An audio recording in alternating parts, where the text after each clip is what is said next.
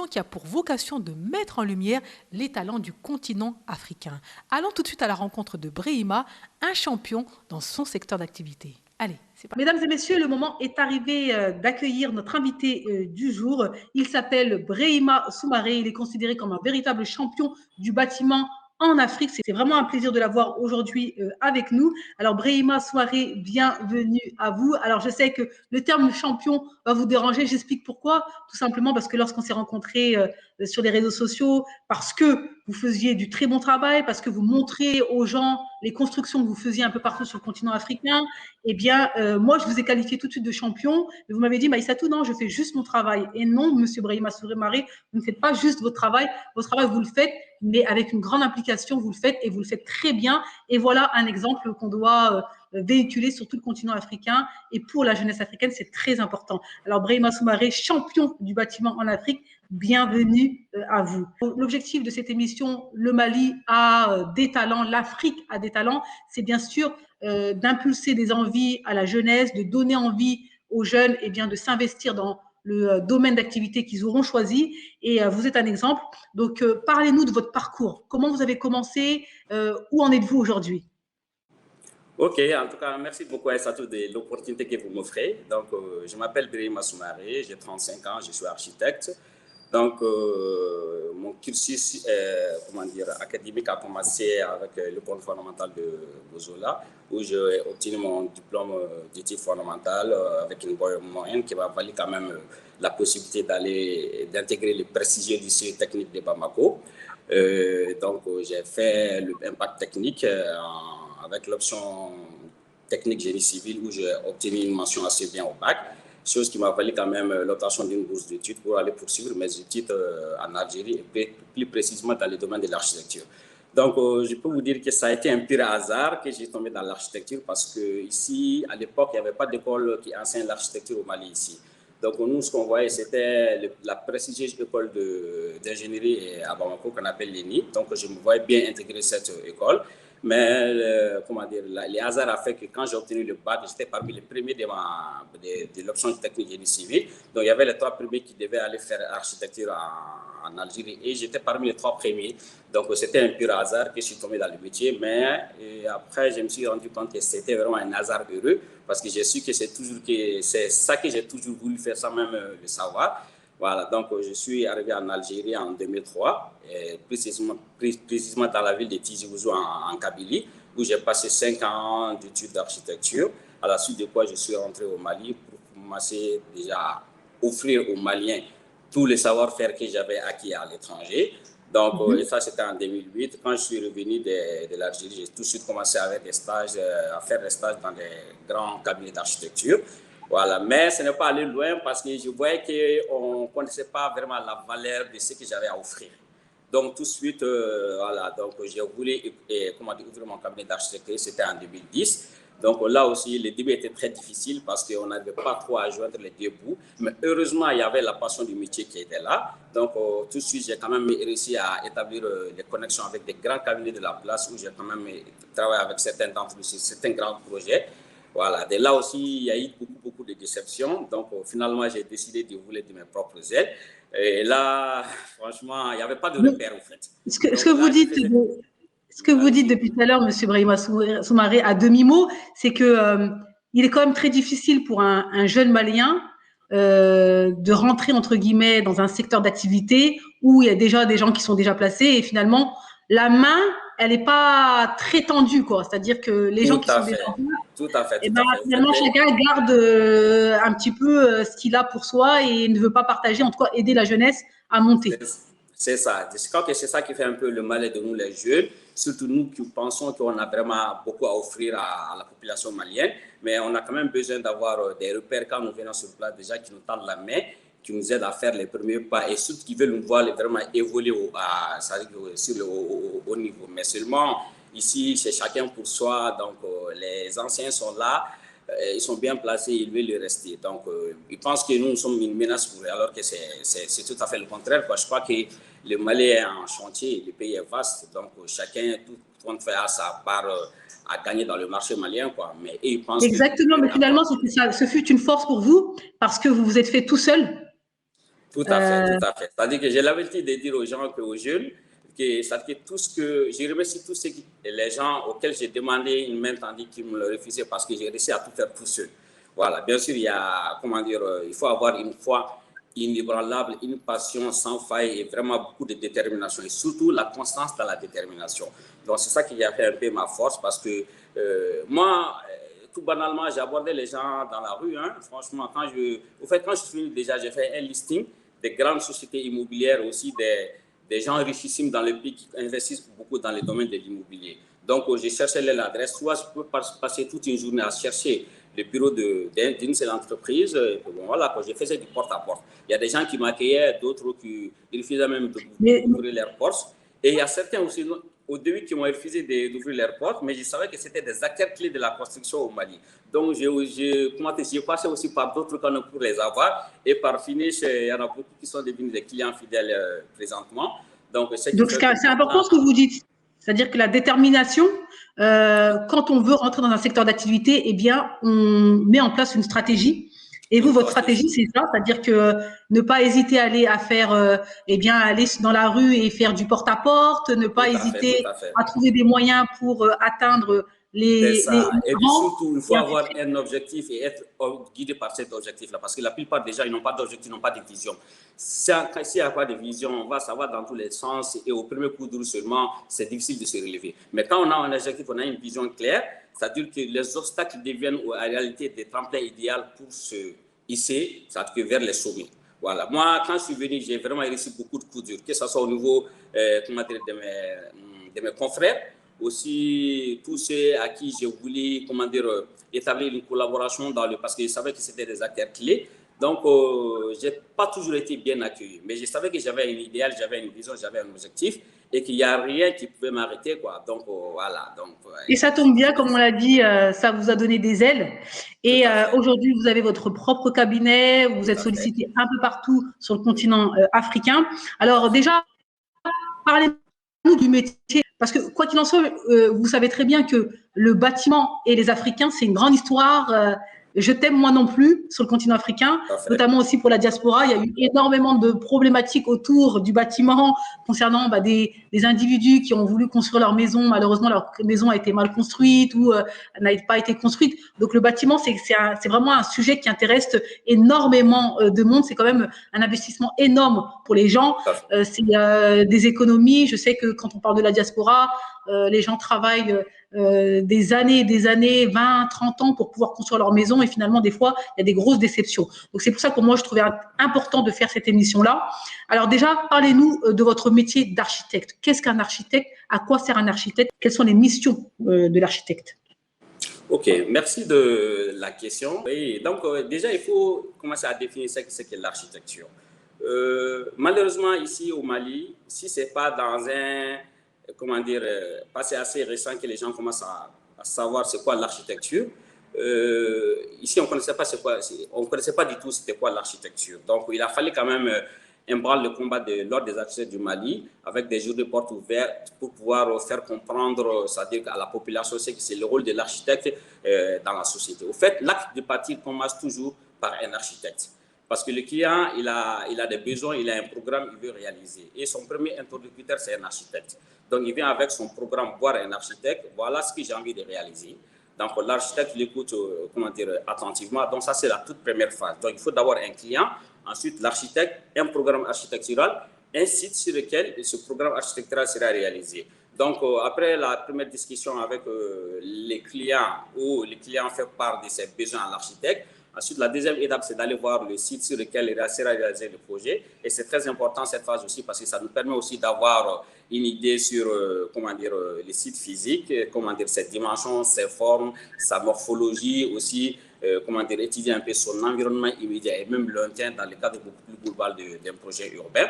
Voilà, donc une fois cette phase,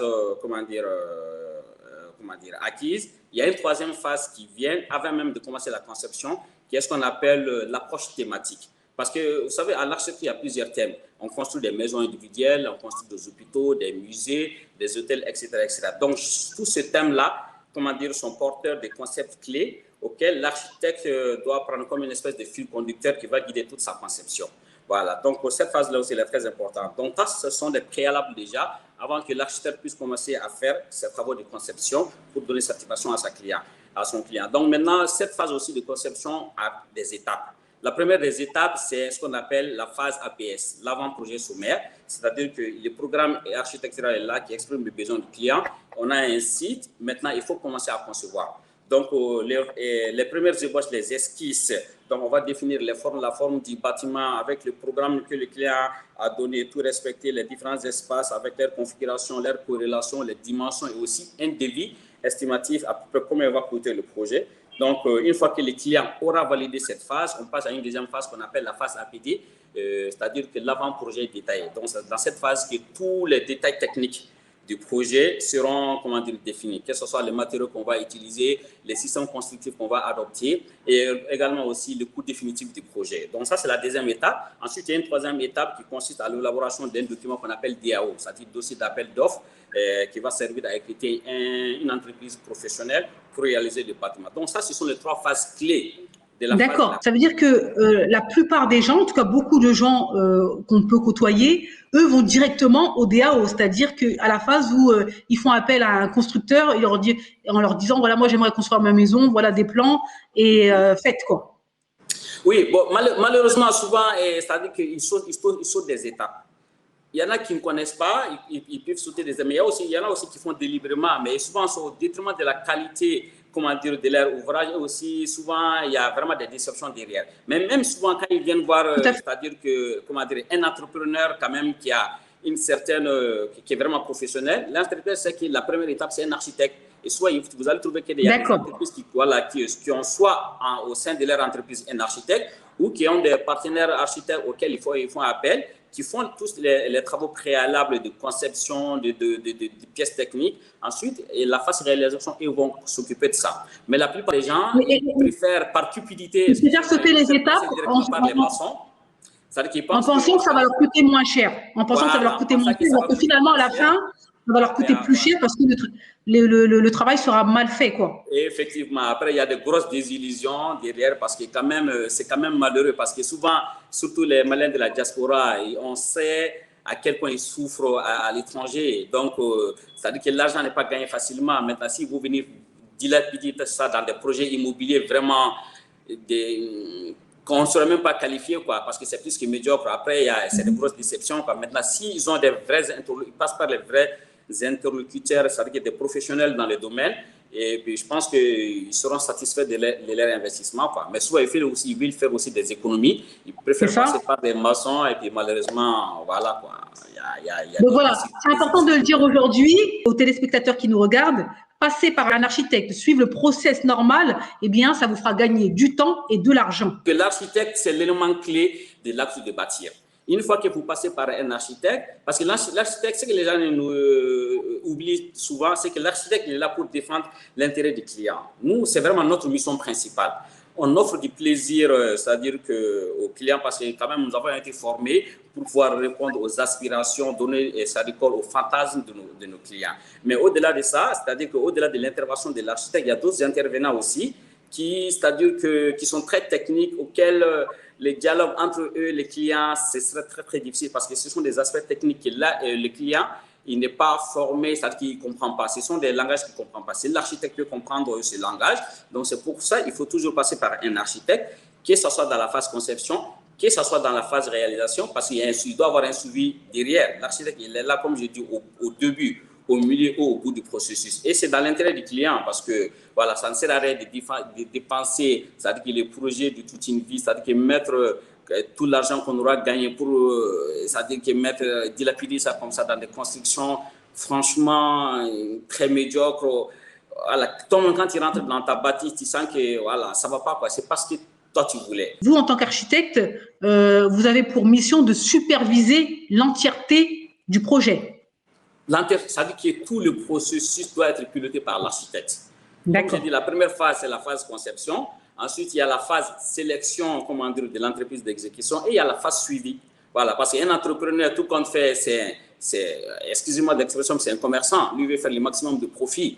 Donc, même s'il a beau avoir les meilleures intentions du monde, il cherche toujours à gagner plus. Donc, même si c'est au détriment de la qualité quoi, de l'ouvrage. Donc, il n'y a que l'architecte qui peut être là pour veiller au grain, à ce que tout se passe dans les règles de l'art et pour la grande satisfaction du client avec la qualité du produit fini, quoi. C'est vrai que pour superviser les chantiers, on fait souvent appel à des gens, un cousin, une tata qui va superviser un projet, mais elle n'est pas du secteur. Elle n'est pas architecte, elle n'est pas dans le bâtiment, donc Tout à finalement, fait. elle n'y connaît rien. Et donc forcément, après, à la fin, le projet est bancal, tout simplement parce qu'il a été mal supervisé. Donc merci pour l'information. J'espère que les téléspectateurs ont bien compris le cheminement, le process à suivre pour avoir un beau bâtiment, pour avoir une belle maison. Alors, vous avez fait énormément de projets, vous avez travaillé pour l'État, vous avez fait des logements sociaux qu'on peut voir en photo ici, là, dans un instant.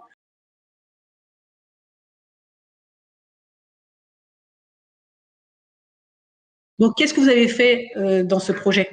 Je dois dire que déjà, c'est une bonne politique, c'est politique sociale des logements sociaux parce que ça permet à un plus grand nombre de Maliens d'avoir un toit. Voilà. Donc, maintenant, il faut quand même, le fait que l'État soit, comment dire, à l'origine de cette initiative, il faut qu'il passe aussi souvent, forcément par des professionnels, c'est-à-dire qu'il y a des structures privées, voilà, qui peuvent quand même les aider à avoir des logements de qualité pour les Maliens.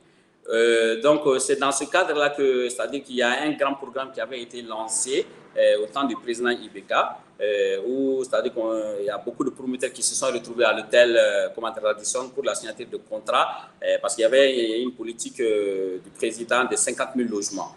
Voilà, donc c'est là où il y avait un promoteur immobilier de la place qui est très connu actuellement parce qu'il fait quand même des belles choses dans le domaine du BTP, qui a contacté notre structure pour qu'on puisse l'accompagner quand même comment dire, parce qu'il avait reçu un contrat de 310 logements, donc il voulait passer par des professionnels pour l'assister dans la réalisation de ce, comment dire, de ce projet. Donc, c'est dans ce cadre-là qu'on a été contacté pour déjà proposer des plans, parce qu'à l'époque, jusque-là, l'État donnait ses propres plans. L'État avec des plans types, voilà, qui donnaient aux entreprises pour les réaliser. Mais seulement nous, on a dit que les plans types, là, franchement, ça, il faut dépasser ça, il faut aller plus au-delà de ça, c'est-à-dire donner de la qualité et comment dire au logement, parce que les plans types qu'on avait vus, franchement, la plupart n'avaient pas été conçus par des architectes.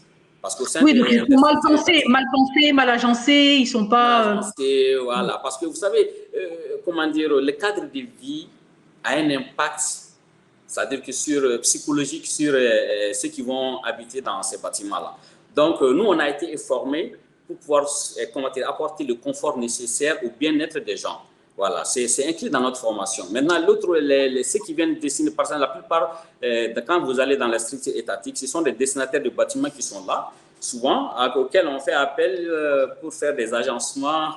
Ils n'ont pas été formés dans Plutôt ça. Et c'est basiques. ce temps-là que l'État Voilà, prend, qui donne aux promoteurs pour réaliser. Donc, nous, bien sûr. c'était la première fois que nous, on a voulu casser ce code.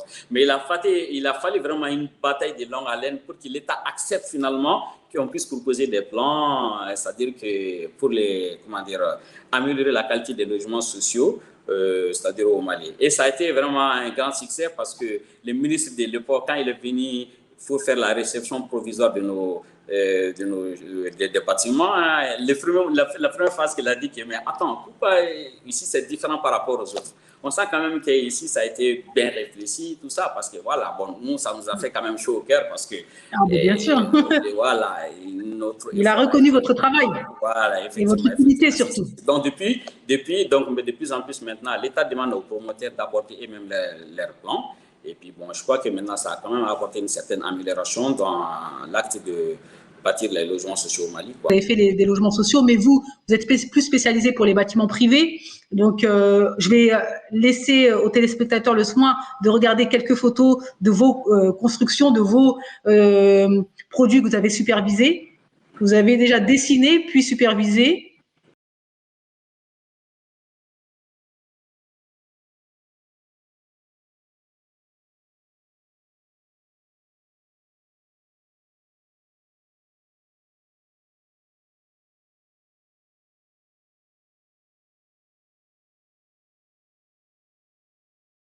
Tout le monde est ébahi, tout le monde est étonné par le travail que vous produisez. C'est pour ça que vous êtes sollicité un peu partout sur le continent africain. Vous voyagez énormément.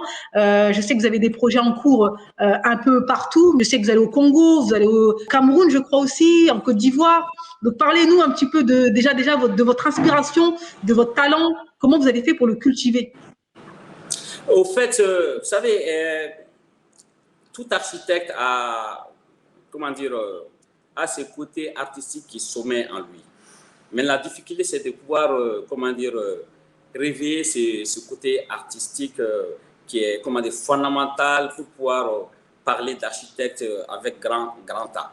On n'a pas le droit de se rater parce que quand même, le bien-être des gens est dans notre main. Donc, on doit être altruiste, quoi, franchement. Parce que moi, le premier motif de satisfaction pour moi dans ce métier, c'est pas tant les bénéfices qu'on puisse comment dire, engendrer en termes de profit, de financier. Non, c'est surtout, c'est-à-dire qu'on peut rendre les gens heureux à travers la conception de leur espace.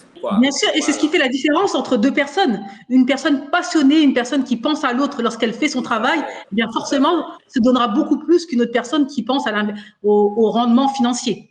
Tout à fait, tout à fait, tout à fait. Parce que d'ailleurs, les premiers projets qu'on a eu à faire, on n'a pas. Les débuts, c'était difficile parce qu'on n'arrivait pas à joindre les deux bouts. Voilà. Mais on savait qu'on avait une mission, c'est-à-dire qu'on avait un objectif. Si c'était comme ça parce que les gens ne connaissaient pas vraiment le rôle social de l'architecte. Donc, on a dit que dans un premier temps, on va se battre pour qu'on puisse connaître déjà c'est quoi un architecte, quel est son rôle dans la société. Aujourd'hui, de plus en plus, nous sommes sollicités un peu partout en Afrique. Voilà, même, c'est-à-dire qu'il y a des gens, même de l'Afrique au Liban. Moi, je suis un peu surpris de l'impact de nos posts sur les réseaux sociaux. Quand on travaille bien, eh bien voilà le résultat. Et puis en même temps, vous êtes un véritable ambassadeur du Mali. Actuellement, nous sommes en train de faire quand même une cité à Lumbashi en RDC, une cité de 110 hectares. Nous avons aussi des commandes qui nous viennent un peu d'Abidjan. Et il y a aussi des pistes pour Conakry et aussi Niamey qu'on doit. D'ailleurs, je dois me rendre à Niamey ce mois-ci parce qu'il y a un projet d'hôtel auquel on nous a consulté, voilà, pour pouvoir concevoir ce projet d'hôtel. Donc, franchement, les choses vont de bouche à oreille. Et puis, le fait qu'on arrive à publier quand même des travaux de qualité sur les réseaux sociaux, les gens le partagent. Et puis, tous les jours, on reçoit des appels des gens parfaitement inconnus. Voilà, on a vu vos travaux. Voilà, on est passé sur vos chantiers, on a pris vos contacts et puis on voudrait que vous nous accompagniez dans nos projets immobiliers. Ça fait chaud au cœur, mais bon. Nous, ce qu'on va retenir de ce que vous dites, c'est à partir du moment qu'on décide de bien faire son travail, même s'il va y avoir un moment de vache maigre où vous allez très peu gagner, mais l'investissement qui sera mis dans le travail, l'amour qui sera mis dans le travail va payer plus tard. Tout à fait. D'ailleurs, c'est ce que je dis tout le temps aux jeunes. Il ne faut pas être pressé. Il faut d'abord être conscient de son rôle social. Aussi se former, bien se former, parce que c'est important, c'est ce qui manque à la plupart de nos jeunes. Ils veulent avoir tout de suite, gagner beaucoup d'argent tout de suite, mais souvent ils omettent cet aspect formation parce que quand on met, c'est-à-dire que vouloir gagner, c'est-à-dire qu'au devant du savoir-faire, on n'ira jamais loin. Il faut qu'on soit conscient de ça, qu'on se donne la main, parce que toute l'Afrique est en chantier. Donc, les pères fondateurs... Exactement, donc beaucoup de travail. Mais même si vous êtes panafricain, vous êtes quand même malien, et c'est une fierté pour le Mali et les Maliens. Alors, ceci dit, donc on a parlé donc de votre travail qui est excellent. Maintenant, parlons de la construction au Mali. Plusieurs invités sont passés sur notre plateau et la première chose qu'ils disaient concernant le bâtiment, on ne comprend pas. Il y a plein de chantiers au Mali, mais lorsqu'on va sur les chantiers, les ouvriers sont de toutes les nationalités, sauf de nationalité malienne. Où sont les Maliens, Monsieur Soumaré? Au fait, il y a une part de vérité dedans. Parce que, vous savez, le problème au Mali ici, c'est que les jeunes ne veulent pas se former. Il y a vraiment... La plupart pensent que passer par les écoles de formation professionnelle pour se former, c'est une perte de temps. Donc, ce qui fait que très souvent, ils apprennent dans le tas. Et de plus en plus, les clients sont conscients qu'il faut passer par des vrais professionnels pour qu'ils soient quand même être rassurés de la qualité de leurs ouvrages, donc qu'ils soient fiers de leur investissement. Et très souvent, quand ils passent par des compatriotes qui ne sont pas très bien formés parce qu'ils ont appris dans l'État, souvent il y a vraiment beaucoup de déceptions au bout. Donc voilà, donc c'est pourquoi de plus en plus maintenant, les gens font appel à la main-d'œuvre étrangère parce qu'il y a beaucoup de jeunes de pays limitrophes qui viennent au Mali pour chercher du travail dans le secteur du BTP. Très souvent, quand ils viennent avec quand même des diplômes dans la poche, avec une formation avérée, et on voit tout de suite des résultats sur le terrain. Donc, ce qui n'est pas très souvent dans le cas de nos compatriotes. Voilà, je crois qu'à ce niveau, il y a un gros effort d'encadrement qui doit être fait dans les structures de formation professionnelle au Mali. Et l'État doit veiller à ça. Donc, c'est parce que l'État aussi a un peu démissionné qu'on assiste à voilà, cette cacophonie, quoi. Moi, je pense que la responsabilité, elle est multiple. Certes, il y a le manque de formation, il y a l'État qui, bon, malheureusement, il y a les problèmes au niveau de l'éducation nationale, certes. Il y a aussi une responsabilité au niveau des jeunes, c'est-à-dire que je pense qu'il y avait un désamour pour le bâtiment de nos jeunes qui préféraient peut-être d'autres emplois, d'autres métiers que le métier du bâtiment. Tout à fait, mais je crois que le pion principal dans cette histoire, c'est vraiment l'État. Parce que si l'État joue son rôle de régulateur, parce qu'il y a les textes qui sont là, il faut juste les appliquer. Voilà, quand il vient quand même, voilà, les gens, ils travaillent toute une vie, ils font des économies toute une vie pour pouvoir investir au moins dans un projet immobilier, c'est-à-dire pour passer, c'est-à-dire le reste de leur vie avec leur famille à l'aise, quoi. Donc, on ne peut pas donner cette responsabilité à des gens qui ne sont pas qualifiés pour ça. Donc, si l'État joue son rôle de régulateur et qu'il y a des contrôles stricts sur les chantiers pour voir un maçon, il est là, un électricien, il est là, qu'il faut qu'il présente des cartes professionnelles, là, on saura que vraiment les gens, ils sont formés. Et là, on a des vrais professionnels. Et là, tout le monde sort gagnant, quoi. Voilà. Donc ça veut dire que là, ce que vous dites, c'est qu'au Mali, il n'y a pas de véritable école qui permettent de former les ouvriers en bâtiment. Non, si, il y a des écoles, qui existent, voilà. Mais la plupart du temps, parce que vous savez, dans l'axe de bâtir, comment dire, l'élément central, c'est-à-dire que les personnages centrales, c'est vraiment les maçons. La plupart de nos maçons ici, 90% sinon plus, ils apprennent dans le temps, hein.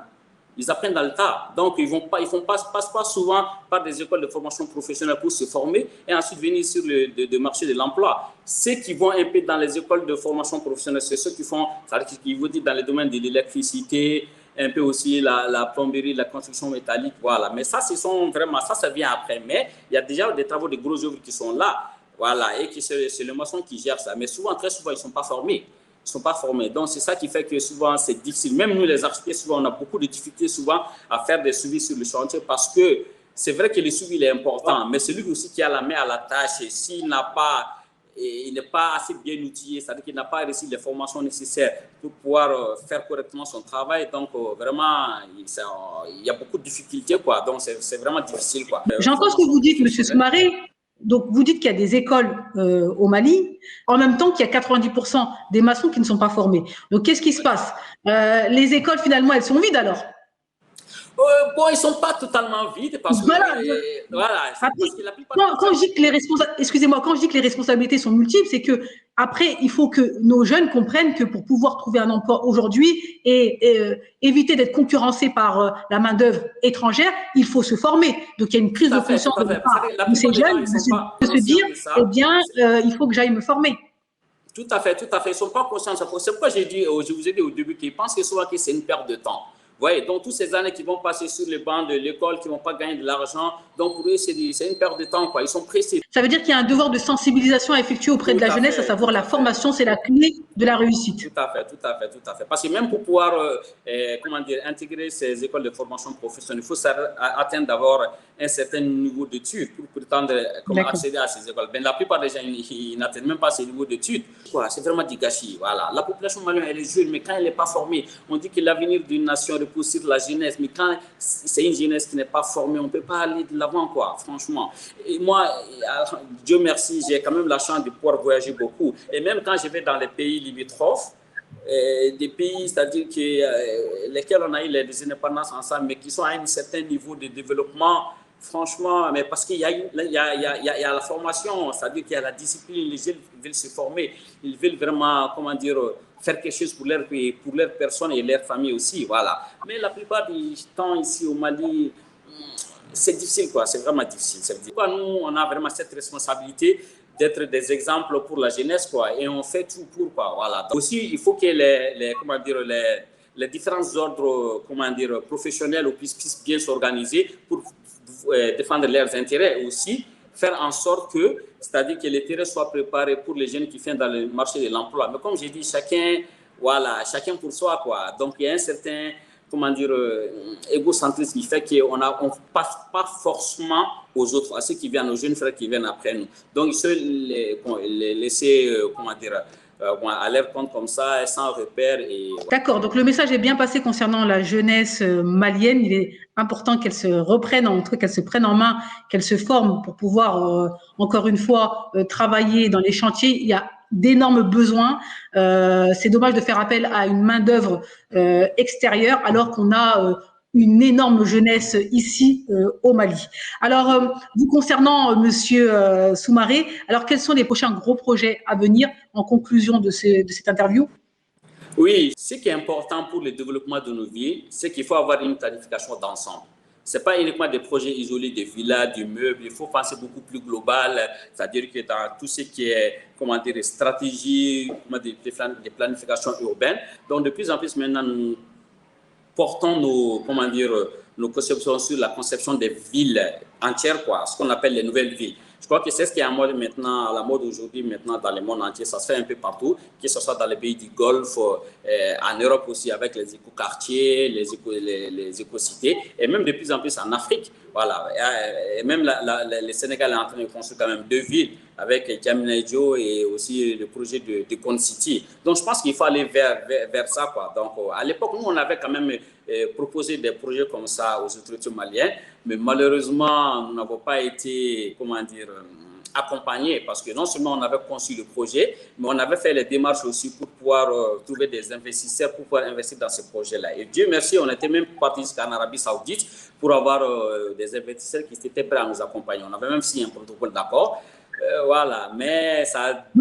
Excusez-moi, donc ça veut dire que vous avez été en Arabie Saoudite, vous avez trouvé les investisseurs, mais l'État n'a pas suivi. C'est quand même grave. Je ne pourrais pas vous donner tous les détails, mais je crois oui, que oui, mais c'est quand même grave. Non, excusez-moi. Excusez-moi, je me mets à la place du téléspectateur qui entend ça. Tous les pays autour de nous sont en train de construire des villes entières, des villes intelligentes. Vous faites un plan d'une ville intelligente, vous allez en Arabie Saoudite, dans notre pays, pour trouver des financements. Vous trouvez les financements, vous soumettez ça à notre État malien, et finalement, ça coince au niveau de notre État. Tout à fait, parce que souvent, oui, ça veut dire que souvent, vous savez, c'est ce qui fait un peu le retard de nos États, parce que l'intérêt personnel prime sur l'intérêt collectif, quoi. Voilà, selon les projets que moi j'avais, que nous voulons réaliser ici, c'était un projet avec une enveloppe financière d'environ 4 à 5 milliards de dollars. Donc, ouais, c'était des milliers d'emplois directs créés. Et puis, on voulait même profiter pour mettre en place une école de métier au Mali ici, pour que les jeunes Maliens soient formés vraiment, avec les normes internationales. Voilà, donc l'investisseur était prêt à mettre tout de suite sur la table 100 millions de dollars pour pouvoir commencer à mettre en place ces structures. Voilà. Mais bon, malheureusement, ça a été un échec cuisant, quoi. Quand ça a été un échec, on a commencé à aller voir un peu dans les pays limitrophes pour pouvoir apporter ce type de projet avec des gouvernements qui sont beaucoup plus réceptifs à ce type de projet, quoi. Voilà. Donc, en tout cas, on va dire que les indicateurs sont ouverts, mais il y a encore des longues batailles qui nous attendent, quoi, et on est prêt à les mener pour les mener à bien aussi, Inch'Allah. Mais c'est pas pour autant qu'on va se décourager, quoi, parce que le pays appartient à nous tous. On veut tous que on puisse se hisser aussi parmi les pays émergents, voire les pays développés dans ce monde, et on est prêt à tout faire pour qu'on puisse atteindre ce niveau-là. Je sais que tôt ou tard, ça viendra. Voilà, Inch'Allah. En tout cas, à bon entendeur, le message est passé. Donc, il y a des jeunes vraiment qui font des choses sur le continent africain et notamment au Mali, qui veulent faire bouger les choses. Donc, c'est important qu'ils soient accompagnés donc par nos États, par nos citoyens, par nos entreprises. Et vous êtes l'exemple même. Vous avez eu des hauts, vous avez eu des bas, mais vous restez fort et vous avez confiance en l'avenir. Et j'espère que ce message est bien passé et que toutes les personnes qui vont vous regarder, eh bien, seront autant motivées que vous pour qu'on fasse du Mali, eh bien, le Mali qu'il devrait être depuis déjà longtemps. Alors, Monsieur Brahima Soumaré, nous sommes au terme de cette émission. Merci de nous avoir accordé du temps. Je suppose que vous êtes encore sur plein de chantiers. On va vous laisser travailler. Bon vent, bonne continuation et à très bientôt pour de nouvelles aventures ici sur Afrique Diaspora. Merci beaucoup de l'opportunité que vous nous offrez. Et on espère que, voilà, que ce soit les jeunes au Mali ou à la diaspora, si on se donne vraiment la main, je crois qu'aucun défi n'est insurmontable, quoi. Il faut qu'on se donne la main. Les Maliens de la diaspora et ceux qui sont ici, présents comme nous, qui sommes là sur place ici. Inch'Allah. Inch'Allah. Merci beaucoup. Au revoir. Merci. Voilà, mesdames et messieurs, nous sommes au terme de cette émission. J'espère que vous avez apprécié de découvrir les champions du continent africain et notamment du Mali. Allez, on se retrouve la semaine prochaine au même endroit, ici sur Africable, pour un nouveau numéro de votre émission. Si vous souhaitez participer, eh bien, n'hésitez pas à nous envoyer un message à l'adresse qui s'affiche juste en bas, instantdiaspora@gmail.com. À très bientôt.